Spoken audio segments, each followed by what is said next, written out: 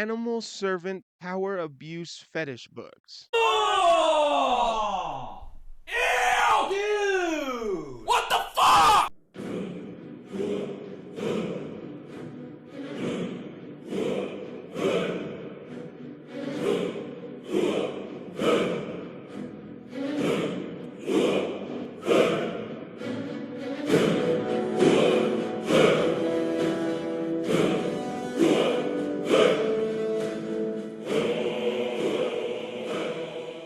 What's up, nerds? Welcome back to Nerd Valley. I haven't made any content about the Elder Scrolls in a while, but I do want to start getting back into it, so I thought what better way to do that than to make a video about all of the weirdest shit within the games. You see, the Elder Scrolls is full of your usual mix of fantasy content, like dragons, magic, mostly medieval technology with a little bit of steampunk thrown in to spice it up a bit, and a whole bunch of different races that just can't get along. That one's a little closer to home. But like I said, it's also got its fair share of some super weird shit, and I want to go over some of the ones that stand out the most to me with you guys, because if I have to know, you have to know. In the future, I would love to do like an iceberg of weird shit, but for now, this video is just going to be about a few of the weird things I remember sticking out to me when I first started playing the series. So without further ado, let's get into it. Now, the least weird, super weird thing I've got at the bottom of my list is the lusty Argonian maid, which is probably already sounding strange to anyone who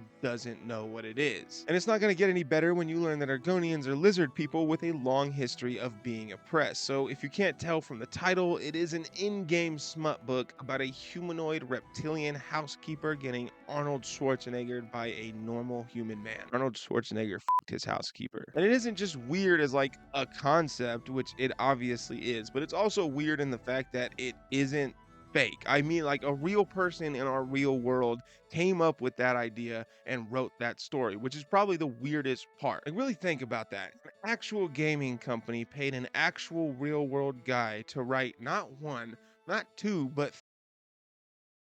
animal servant power abuse fetish books. Oh!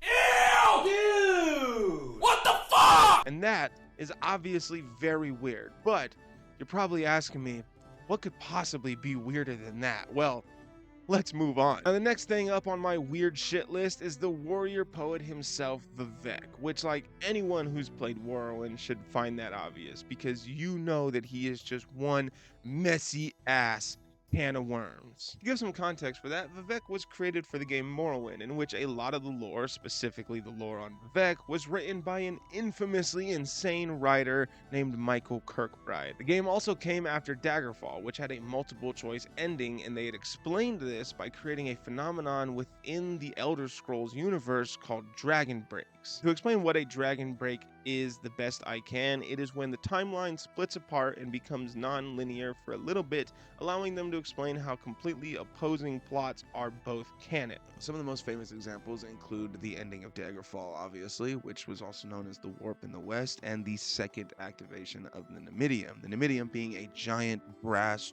dwarven-made pseudo-god that actually caused a dragon break twice. First time it caused a dragon break was during the Tiber Wars, which is when the remains of the Colossus were given to Tiber Septim, which he used to study and eventually activate, causing a dragon break during that event. And then lastly, one of the biggest examples we have of a dragon break is the Middle Dawn, which was an entire era, essentially like 1,000 years of just dragon break. The timeline was just split apart and a whole bunch of different stuff was happening. Now, you're probably wondering, what does any of this have to do with Vivek? Well, the Numidium has a lot to do with Vivek, and specifically Vivek plays a role in why Tiber Septim had it, but I want to explain this all a little more, and for that, we have to go back to the Battle of Red Mountain, which is a possible theoretical dragon break as well. You see, during the Battle of Red Mountain, Almalexia, Sothasil, and Vivek had all come together to use the tools of the tonal architect Proganok, a dwarf, on the heart of Lorcan, which was found within Red Mountain. Now, when they had done this, it was said that they had become gods, essentially the beings we know them as in the Morrowind game, the False Tribunal. If you've played Morrowind, you kind of know all of this. But You also know that that story has a lot of different accounts depending on who you're asking. The Ashlanders, the temple, random people, it all is different and yet all still true, which would only be possible had a dragon break happen. Now, what that has to do with everything else that I've mentioned so far is that after Vivek, Almalexi, and Sothasil had become the False Tribunal, they basically took control over all of Morrowind, since that was the same event in which the dwarves disappeared.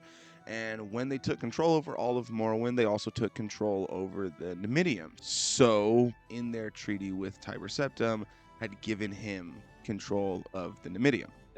So that's how all that connects. I'll be honest, that's more so weird shit with the Elder Scrolls universe in general than it is just specifically Vivek, because timelines and canon are very fluid within the universe. You know, like the whole, is all of it true? Yeah, it's all true. What about the falsehoods, especially the falsehoods? That whole fucking thing when they're talking about the Elder Scrolls shit, like none of it is exactly hardcore set in stone. But there is still very weird shit that is specific to Vivek. You know, like the whole them being a hermaphrodite that has a freaky ass relationship with a huge, enormous skeletal horn demon prince of domination that they bit the penis off of in order to use as a spear against a bunch of masturbating demons. Ugh,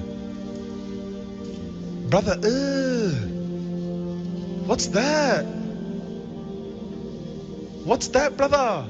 Yeah, so that goes pretty much exactly how it sounds. There's a sermon for the 36 lessons of Vivek in which it describes an event where Vivek and Molag Bal lay together for 80 days. And at the end of this, a bunch of scamps surround them and the two take out their spears to compare. Then all the scamps take out their spears. Then there apparently is a lot of wetness and biting as Vivek bites off Molag's spear, then picks it up and uses it as a weapon on all the scamps while crying, apparently? What in the fuck am I reading right now? Like, again, the weirdest part is a real person wrote that. A real man got paid, probably pretty well, by a real company to make sure we knew that very unnecessary information. That's it for our boy Vivi, though, or I don't know, he's not my boy, but he's somebody's. Molag Balls, probably. Anyway, moving on to the last and weirdest part of this entire video. The Bosmer. Now see, the Bosmer, also known as the Wood Elves, have some of the weirdest lore of all the playable races. They are such devoted tree huggers that they are staunch carnivores who absolutely refuse to eat vegetation, mainly due to religion, because a central part of their lore is the Green Pact and the Wild Hunt, which I will explain both and what they come from, but I have to start from the beginning. Literally. You see, during the Dawn era, the Bosmer, and the Altmer technically a little bit, believed that all of Nirn's land was a shapeless, chaotic, primordial ooze. That's right, I'm talking fucking Mutant Ninja Turtles type shit. This is what the whole world looked like. Then the goddess Yifri took pieces of that ooze and gave name and permanent shapes to it, which became nature. Part of this, she supposedly decided to turn into a sentient species, which was the Bosmer, and they did this through the Green Pact. Hey, Future Billy here. I got this part wrong, as you could probably see. Yifri didn't specifically give shape to just the Bosmer. When they gave shape to all of nature, they gave shape to all of the mortals as well, since everything was shifting into other stuff. Bosmer did exist as the Aldmeri for a little bit, and it was with a subsect of them that Yifri made the Green Pact and created the official Wood Elves, the Bosmer race. The pact basically says that the Wood Elves are not allowed to actively harm or consume plant life, but just like most groups do with their religions, they found loopholes to this rule. First one isn't really a loophole, I guess. It's more just like a piece of lore that sometimes gets mentioned, but it doesn't apply always. But supposedly this only is about Valenwood's plants. If that is true, then it's very easily avoidable, but they still found other loopholes, such as eating plants harvested by other races, or just eating rotten shit. Which, I mean, like, if they had to rely on eating rotten fruit for a while, I can't imagine they don't have some insane alcohols. But if you know anything about religions, you know they can't just have one ancient rule modern believers barely follow with loopholes. They also have to have one even more ancient and crazier rule that's just too taboo to be followed anymore. And for the Wood Elves, that's cannibalism. Well, I guess it isn't specifically cannibalism, but it's the other half of the reasoning behind their strict carnivore diet. So they're not only forbidden from eating and harming plants, but they are also actually required to consume the body of anything they unalive. So how does this lead to cannibal culture, which would be a sick ass death metal band name, by the way? Well, it does in two ways. First one is obvious, which is war. If your culture or religion has a strictly followed doctrine saying that you must consume what you snuff the life out of, then you're probably going to have to eat your fallen enemies, which is fucking crazy. But the second, less obvious one that is probably a little more common in our real world is food scarcity. The Bosmer already have a major amount of food cut off from them due to vegetation being forbidden, which also means they have to track, trap, and/or hunt all their food, which can be a challenge. But they are divinely gifted hunters, so it can't be that much of a challenge. However, it would arise a new challenge that they are hunting so well the food is now running out or just not coming near them anymore because they know if I go over there, I'm for sure gonna die. So when that starts to happen, what do? Well, you got these fine looking specimens that kind of act and look a lot like you do. They walk around on two legs. They're not completely covered in hair, at least some of them aren't, but they're pretty trusting because they look like you. They seem not to take much caution, at least not as much caution as they will with other shit that they know will eat them. So why not get their asses? Kind of like when archaeologists or people doing documentaries go to these remote, unexplored islands and are just like, oh, the tribes are so very hostile and they seem to maybe be interested in trying to eat us. Like, yeah, dude, you're the only thing with meat on your fucking bones they've seen in maybe years. Who the fuck knows? You're definitely the only thing with meat on its bone that's walked right the fuck up to them. So they're gonna eat you, my guy. Like, what? But now let's combine that cannibal culture, sick ass band name again, by the way, with some of that ooze shit. And we're talking about the wild hunt. See, the wild hunt is an ability that all Bosmer have that they can bring about through a massive ritual. The ritual essentially combines the Bosmer into one giant, shapeless, but also constantly shifting fucking blob or whatever. Please explain that it's supposed to be a return to the ooze, so it's just constantly shape-shifting and doesn't have an exact form, and most of the time when you do catch anything within it, it's just some made-up shit you've never even seen before. But even weirder than that, there's descriptions of it being just a mass of writhing tongues and eyes like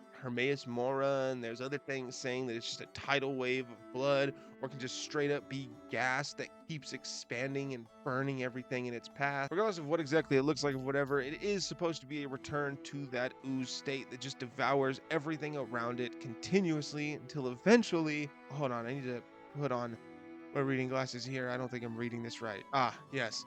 It turns on itself in a cannibalistic orgy.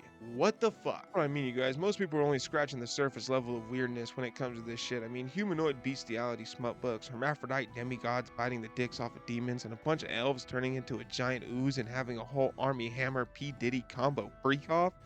Jesus Christ, call this shit the Freaky Scrolls. That is about it for all of the weird stuff within these games that I can just stomach talking about for today. Like I said, there is an entire iceberg of probably even stranger things that exist within the Elder Scrolls, which means that I'll probably be making a part 2 to this video. So if you guys know any of that weird lore that you didn't see me bring up in the video today, drop it down in the comment section below. And also don't forget to let me know what you guys thought about the lore I talked about today. And besides that, don't forget to like, subscribe, and hit that little bell button so you get notified whenever I post a new video. All right, later, nerds.